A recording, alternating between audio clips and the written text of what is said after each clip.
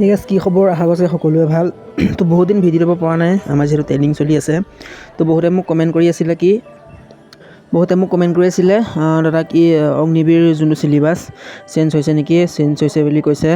তাৰ ওপৰত এটা ভিডিঅ' দিব। তো আপোনালোকক মই কৈ দিওঁ যে অগ্নিবীৰ চিলেবাছ ছেইম হয়, চেঞ্জ হোৱা নাই। তথাপি ভিডিঅ' এটা বনাই পেলাই আপোনালোকক মই দি দিম বুলি ভাবিলোঁ। মই ফেচ দেখুওৱা নাই, কাৰণ ইয়াত লোকেশ্যন দেখুওৱা এলাউ নাই। সেইকাৰণে মই আপোনালোকক এনেকৈ স্ক্ৰীন টাইপৰ ভিডিঅ' এটা ন'টিফিকেশ্যন এটা দি দিম বুলি ভাবিছোঁ। তো ভিডিঅ'টো যিমান পাৰে শ্বেয়াৰ এটা কৰি দিব লগৰসকলে, আৰু যোনজন চেনেলটোত প্ৰথম আহিছে চেনেলটো ছাবস্ক্ৰাইব কৰি আগবাঢ়ি যোৱাত সহায় কৰিব।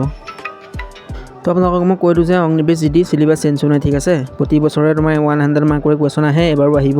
তোমালোকে এপ্লাই কৰি দিবা, জাষ্ট এপ্লাই কৰি দিবা। এতিয়া আপোনালোকক কৈ আছোঁ চিলেবাছ কেনেকুৱা ধৰণৰ আহিব। তো চিলেবাছ প্ৰতি বছৰে ছেমেই থাকে, আগৰ পৰাই চিলেবাছ ছেম আহিছে। তোমালোকৰ প্ৰতিটোৰে 15টা কুৱেশ্যন আহিব। তোমাৰ চবৰে ইয়াত চিলেবাছ জাষ্ট তোমালোকৰ যোনটো মই কৈ দিছিলোঁ ইউটিউব চেনেল, তাত তোমালোকে ভিডিঅ' আপলোড কৰি থাকে। শুভমী ক্লাছেছ নামৰ এটা চেনেল আছে, তাত তোমালোকে জাষ্ট কুৱেশ্যনখিনি চাবা, আৰু তাৰে কিতাপ নিকিনিলেও হ'ব। ইউটিউবত যোনবোৰ আহে সেইবোৰে এক্সামত আহিব, আৰু যোনবোৰ এক্সামত আহিব সেইবোৰ তোমাৰ ইউটিউব চেনেলত দিয়ে থাকে। তোমালোকে সেইবোৰ ভিডিঅ'বোৰ গৈ চাবাগৈ, আৰু যেতিয়া তোমালোকে এপ্লাই হ'ব, এপ্লাইটো কৰি দিবা। আৰু তোমাৰ ফেব্ৰুৱাৰী মাহৰ পৰা এপ্লাই চলি যাব, এপ্ৰিলত তোমালোকৰ এক্সাম হৈ যাব, ঠিক আছে। তোমালোকে জাষ্ট মই যোনটো ইউটিউব চেনেলৰ নাম কৈ দিছিলোঁ সেই ইউটিউব চেনেলটো চাবা, শুভমী ক্লাছেছ নামৰ। তাত যোনটো অগ্নিবীৰ GD পুৰা চিলেবাছ কভাৰ কৰি ভিডিঅ' ডেইলি দি থাকে। তো তোমালোকৰ এপ্ৰিলত এক্সাম হ'ব, এপ্ৰিলৰ লাষ্ট মান্থলৈ তোমালোকৰ এক্সাম ষ্টাৰ্ট হৈ যাব, ঠিক আছে। তো ভালকৈ পঢ়া, ভালকৈ পঢ়ি থকা। যোনে HS দিবা, যোনে মেট্ৰিক দিবা, ভালকৈ দি লোৱা। তো এক্সাম হ'লেও টাইম দিয়ে, যদি তোমালোকে ভাল মাৰ্কছ এটা গোটাই আনিব পাৰা, এতিয়া ফিজিকেলৰ কাৰণে ইমান চিন্তা নাথাকে, ঠিক আছে। তো ভালকৈ পঢ়ি থাকা। তো এতিয়া আলোচনা কৰিম চিলেবাছৰ ওপৰত। তো তোমালোকৰ এনেকৈ আহিব চিলেবাছ, তোমালোকৰ ছাবজেক্ট ৱাইজ মই কৈ দিছোঁ। তোমালোকৰ জেনেৰেল নলেজৰ পৰা আহিব 15 কুৱেশ্যন, 15টা কুৱেশ্যন আহিব। তাত তোমাৰ 30 মাৰ্ক থাকিব, ঠিক আছে। এটা 2 মাৰ্ককৈ থাকিব। আৰু মেথমেটিক্সৰ আহিব তোমাৰ 10টা কুৱেশ্যন, তাত তোমাৰ 20 মাৰ্কছ। আৰু জেনেৰেল ছায়েন্সৰ আহিব তোমাৰ 20টা কুৱেশ্যন আহিব 40 মাৰ্কছকৈ। আৰু তোমাৰ ইংলিছৰ আহিব 5টা কুৱেশ্যন, 20 মাৰ্কছ, টোটেল মিলাই কৰি তোমালোকৰ 100 আহিব, ঠিক আছে। আৰু তোমালোকে যদি এক্সামত যদি কুৱেশ্যন এটা ভালকৈ গোটাই ল'ব পাৰা, তো নিজৰ কাৰণে ভাল হ'ব। তো মই এইটোৱে কওঁ, ভালকৈ দিবা এক্সাম। তো সকলোকে অল দ্য বেষ্ট। তো সকলোৱে ভালদৰে প্ৰিপেৰেশ্যন কৰি থকা, ঠিক আছে। তো যদি এক্সামত ভাল মাৰ্কছ এটা গোটাই ল'ব পৰা, নিজৰ কাৰণে ভাল হ'ব। চিলেবাছ মতে পঢ়ি যোৱা, নিশ্চয় যোনবোৰ ইউটিউব চেনেলত দি থাকে সেইবোৰ আহেই, বাৰে বাৰে আহি থাকে কিছুমান কুৱেশ্যন। তো তোমালোকে জাষ্ট চিলেবাছ মতে পঢ়ি যাবা, চিলেবাছত যোনখিনি থাকে সেইখিনি পঢ়ি যাবা। তোমালোকক মই দেখুৱাই দিছোঁ কেনেকৈ আহিব চব। আৰু NCC সকলোৰ কাৰণে ভাল। NCC সকলৰ যদি B চাৰ্টিফিকেট থাকে, A চাৰ্টিফিকেট থাকে, যদি C চাৰ্টিফিকেট থাকে, তোমালোকে মাৰ্কছ পাবা। যদি তোমালোকৰ B চাৰ্টিফিকেটখন থাকে NCC, তো তোমালোকে 10 মাৰ্কছ পাবা। আৰু C খন থাকিলে তোমালোকে 20 মাৰ্কছ পাবা, ঠিক আছে। তো তোমালোকে এনেকৈ চিলেবাছ মতে যদি পঢ়ি যোৱা, এক্সামত এটা ভাল মাৰ্কছ গোটাব পাৰিবা। জাষ্ট মাত্ৰ লোকৰ কথা বাদ দিয়া। যদি তোমালোকে অগ্নিবীৰত আহিব বিচৰা, ভালকৈ প্ৰিপেৰেশ্যন কৰি থকা। এক্সামলৈ ভয় কৰিব নালাগে। যদি এক্সামত যোনবোৰ ল'ৰা ছোৱালীয়ে ভাল কৰে, তোমাৰ ফিজিকেলৰ কাৰণে ইমান চিন্তা নাথাকে। আমাৰ লগৰবোৰে এক্সামত ভাল কৰিছিলে, তো কিছুমানে ৰানিং এক্সেলেণ্ট মাৰিব পৰা নাছিলে, তথাপি এক্সামত ভাল মাৰ্কছ গোটাই থোৱাৰ কাৰণে সিহঁতৰ ফাইনেল মেৰিট লিষ্টত নাম আহি গ'ল, ঠিক আছে। তো বহুতে এক্সেলেণ্টো মাৰিছিলে, কিন্তু তথাপি তেওঁলোকৰ নাম নাহিলে। তো এতিয়া আলোচনা কৰিম মেডিকেলৰ ওপৰত, ঠিক আছে।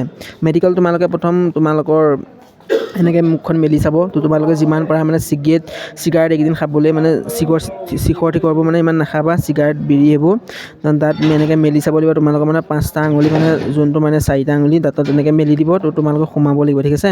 তো তোমালোকে যিমান পাৰা বেয়া বস্তুবোৰ নাখাবা, কাৰণ বেয়া বস্তুবোৰ খালে তোমালোকে চিখৰ যদি খোৱা, মদ যদি খোৱা, বা যদি ভাং চাং খোৱা, তোমালোকে দৌৰৰ উশাহত কষ্ট হ'ব। যিহেতু আমাৰ দৌৰিবৰ কাৰণে বহুত এনাৰ্জি প্ৰয়োজন হয়, ঠিক বহুত এনাৰ্জি লাগে। তো সেইকাৰণে তোমালোকৰ হাত চাব, হাত দুখন বেকা হ'ব নালাগিব। তোমালোকে যিমান পাৰা বাইক চাইক বা কিবা কাম কৰিলে ৰিক্স লৈ পেলাই কৰিবা। বেছি অভাৰ হেৰিয়ত নকৰিবা, কাৰণ মেডিকেল যেতিয়া হ'ব পূৰা সুস্থ হৈ যাব লাগিব, ঠিক আছে। আৰু তোমালোকে দৌৰিবৰ কাৰণেও ভালদৰে প্ৰেক্টিছ কৰিব লাগিব, হাৰ্ড প্ৰেক্টিছ কৰিব লাগিব। তো তেতিয়াই তোমালোকে ভাল মাৰ্কছ এটা গোটাই আনিব পাৰিবা। তো তেনেকৈ তোমালোকৰ কাণ চানবোৰ চাব, কাণ চানবোৰ ভালকৈ চফা কৰি যাবা। আৰু তোমালোকৰ চকু চাব, নকনি চাব, তেনেকৈ আৰু প্ৰাইভেট পাৰ্টবোৰ চেক কৰিব তেনেকৈ। তাৰপৰা তোমালোকৰ চকুবোৰ মোবাইলবোৰ যিমান পাৰা ডাৰ্ক মোডত চাবলৈ ট্ৰাই কৰিবা, কাৰণ চকু মেইন। চকু 6/6 দিয়ে, তোমালোকক দেখুৱাই আছোঁ মই কেনেকৈ চকু চাই। তো আৰ্মি মেডিকেলৰ কাৰণে ইমান ভয় কৰি নাথাকিবা। আজিকালি আৰ্মি মেডিকেল ইমান হাৰ্ডো নহয় যিমান তোমালোকে ভাবি থাকা। জাষ্ট তোমালোকে ফ্ৰেকচাৰ হৈ যাব নালাগে মানে যদি মানে মাংস চাংস ওলাই যোৱাকৈ মানে ফিজিকেল বা মানে ৰানিং কৰা সময়ত যদি দুখ পাই যোৱা তেতিয়া পিছলৈ মানে বহুত দিগদাৰ হ'ব ঠিক আছে। আৰু বহুতে সুধি থাকে মোক কমেণ্ট দাদা পাইলছটো কেনেকৈ চেক কৰে। পাইলছটো তোমালোকৰ ইমানো নাচায়, তোমালোকৰ জাষ্ট এই পজিশ্যনটো যে দেখুৱাই দিছোঁ তেনেকৈ চেক কৰিব। তোমালোকৰ যদি মানে হৈ আছে ডক্টৰক দেখুৱাই ল'বা। মানে এইবোৰ পিল চিল খালে ভাল নহয়, ঘৰুৱা ট্ৰিটমেণ্ট মানে মছলাজাতীয় বস্তুবোৰ নাখাবা, এনেকৈ তোমালোকক পজিশ্যন কৰিবলৈ দিব। তো তোমালোকৰ মানে মছলাজাতীয় বস্তুবোৰ ইমান খাব মানে নালাগিব ইয়াত। তো তোমালোকে যিমান পাৰা মছলাজাতীয় বস্তুবোৰ নাখাবা, যিমান পাৰা মানে কেঁচা ফল মূল শাক পাচলি সেইবোৰ খাবা। কাৰণ ডিফেন্সৰ ল'ৰাসকলক মানে এইবোৰ বহুত বেয়া, মানে দৌৰোতে তোমালোকৰ কষ্ট হ'ব। তো তোমালোকে যিমান পাৰা মছলাজাতীয় বস্তুবোৰ নাখাবা। ডক্টৰৰ টেবলেট খাই লাভ নাই, তোমালোকে যিমান পাৰা ৰাতিপুৱা মৰ্ণিং সোনকালে উঠি এক্সাৰচাইজ কৰিবলৈ ট্ৰাই কৰিবা, নিজৰ মানে নিৰ্মলভাৱে এক্সাৰচাইজ কৰিবলৈ ট্ৰাই কৰিবা, তেতিয়া মানে ইমান টেনশ্যন নহয় ঠিক আছে। তোমালোকে পূৰা প্ৰেক্টিছ কৰিবা আৰু যিমান পাৰা মছলাজাতীয় বস্তুবোৰ নাখাবা। আৰু এটা কথা কৈ দিওঁ, ডক্টৰক তোমালোকৰ ইমান ভাল নহয়। ডক্টৰক তোমালোকে এই পাইলছৰটো যিমানেই দেখুওৱা, তোমালোকে টেবলেট খোৱা, যিমানেই দৰৱ দিয়ে তুমি ভাল নহয় মানে ঠিক আছে। তোমালোকে নিজৰ মানে গুৰিৰ পৰা ঠিক কৰিব লাগিব। অকণমান দৰৱ পাতি খালে যদিও অকণমান দিনৰ কাৰণে ভাল হৈ যাব, আকৌ ষ্টাৰ্ট হৈ যাব। তোমালোকে মেইনলি হ'ল যোনবোৰ ফাষ্টফুডবোৰ নাখাবা। ফাষ্টফুডবোৰ কমাব পাৰিলে তোমালোকৰ এই বেমাৰটো যোনটো পাইলছ বেমাৰ বুলি কয় অতি সোনকালে ঠিক হৈ যাব ঠিক আছে। অতি সোনকালে ঠিক হৈ যাব, মাত্ৰ মছলাজাতীয় বস্তুবোৰ নাখাবা। আৰু তোমালোকৰ 6/6 দিব, তোমালোকৰ এনেকৈ মানে কাগজ এখন ধৰিব, কাগজখন আঁতৰাই দিবলৈ ট্ৰাই নকৰিবা। যোনটো আখৰ দেখুৱাই বৰ স্পষ্টকৈ মানে ডাঙৰকৈ ক'বলৈ ট্ৰাই কৰিবা। যদি কমকৈ কোৱা তেতিয়া নুশুনিবও পাৰে। আৰু তোমালোকে চকুটো ভালদৰে যেনেকৈ সিহঁতে দিয়ে তেনেকৈয়ে কৰিবা। বেছি যদি অভাৰ কৰি দিয়ে তোমালোকৰ মানে ৰিমেডিকেল দি দিব ঠিক আছে। এইটো তোমালোকে যিমান পাৰা মোবাইলবোৰ ওচৰৰ পৰা নাচাবা, ডাৰ্ক মোডত চাবা।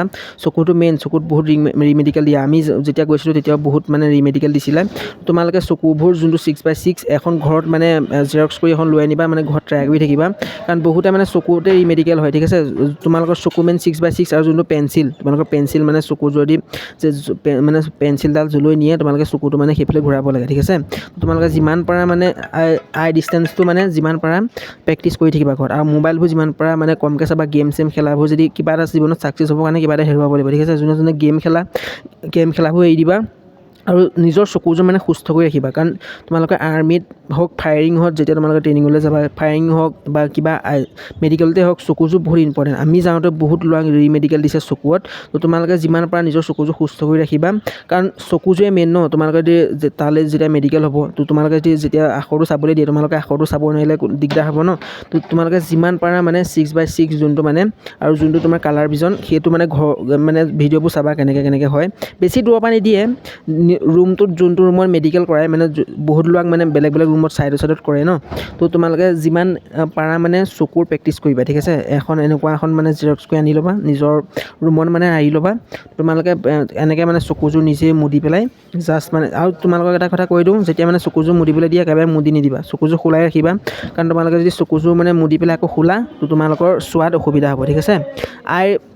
আৰু যোনটো মানে তোমালোকৰ এনেকৈ মানে পেঞ্চিল এডাল ল'ব, পেঞ্চিলডাল যোনফালে নিয়ে মানে লেফ্ট ৰাইট বা ওপৰ আপ ডাউন যোনফালে নিয়ে তোমালোকে চকুযোৰ সেইফালে ঘূৰাব লাগিব। ইয়াতো বহুত ল'ৰা ৰিমেডিকেল দিয়ে, তোমালোকে ভয় নকৰিবা ঠিক আছে। ৰিমেডিকেলত যদি ভয় কৰিলে মানে বহুত প্ৰব্লেম হ'ব। তো পূৰা মানে নৰ্মেলভাৱে দিবা। আৰু তোমালোকৰ যোনটো নগ্নি মানে এনেকৈ নৰ্মেলত থাকিব লাগিব।